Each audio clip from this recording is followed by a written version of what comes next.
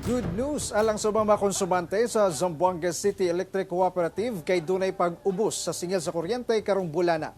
Anong report ni Efren Mamak. Gibutyag sa Zamboanga City Electric Cooperative nga moubos ang singil sa kuryente karong bulan sa Nobyembre alang sa mga residential and commercial electric consumers sa Zamboanga City. Ana sa 10 centimos matag kilowatt per hour ang giubos niini kung itandi sa milabayng bulan sa Oktubre. Alang sa residential, ana kini sa 10.2 pesos per kilowatt hour kung itandi sa milabayng bulan sa Oktubre nga ana sa 10.3 pesos per kilowatt hour.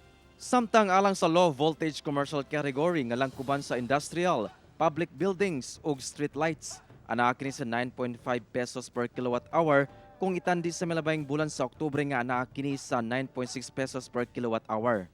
Ang konsumante nga si Gino Vivo Neri gikalipay ang maong pag-ubos sa singil sa kuryente. Maganda, mabuti. Oo, sana. Sana.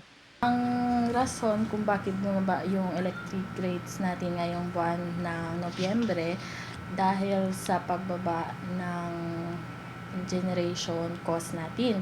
Ito ay apektado sa pagbaba ng fuel cost and ng coal sa market.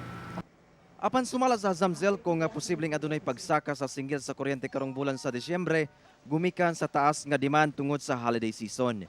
Ana sa kapin 126,000 ang mga aktibong member consumer sa Zamzelco sa Zamboanga City. Sa dadating na buwan ng Disyembre, Christmas at New Year, ang payo po ng Zamzelco is as much as possible, tayo ay mag-save ng kuryente sa little ways na magagawa natin. Isa is kapag kung may-ari, pwede natin isarado ang ilaw pag hindi natin ginagamit.